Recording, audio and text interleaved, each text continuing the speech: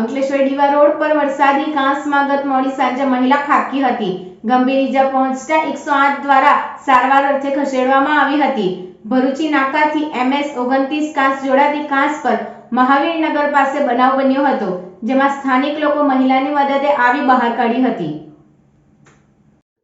અંકલેશ્વર દીવા રોડ પર પાલિકા દ્વારા સ્ટોર્મ વોટર નિકાલ માટે પાક્કી બોક્સ ડ્રેન કાંસ બનાવી રહ્યા છે, જે કાંસ હાલ તેના ત્રીજા તબક્કામાં નિર્માણ કરી રહ્યું છે.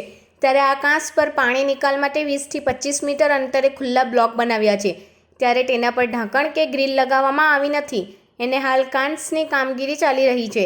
આ વચ્ચે ગત મોડી સાંજે એક મહિલા કાંસના ભાગેથી પસાર થઈ રહ્યા હતા. તે દરમિયાન અંધારામાં ખુલ્લો બ્લોક ના નજરે પડતા મહિલા 10 ફૂટ ઊંડી બોક્સ ડ્રેન કાંસમાં પટકાયા હતા અને ગંભીર ઈજા પહોંચી હતી. તેમની બૂમ અને આક્રોશથી સ્થાનિક રહીશો દોડી આવ્યા હતા અને તેમને ભારે જહેમતે બહાર કાઢી તેમજ 108ની મદદથી તેમને ગંભીર ઈજાના પગલે સારવાર અર્થે ખસેડ્યા હતા. પાલિકાના ઇજારદાર ગંભીર બેદરકારીને લઈ લોકોમાં ભારે રોષ ફેલાયો હતો અને રાત્રિ જાતે જ ત્યાં પાઇપની આડસ મૂકી હતી અને આ અંગે સ્થાનિક સભ્યો અને પાલિકાને રજૂઆત કરી હતી.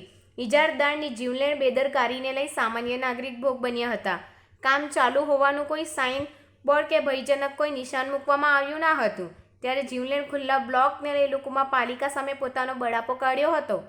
ઘટનાના પગલે વહેલી સવારે જ પાલિકા દ્વારા ત્વરિત અસરથી ઇજારદારને સૂચના આપી તમામ ખુલ્લા બ્લોક પર લોખંડની ગ્રીલ લગાવડાવી હતી.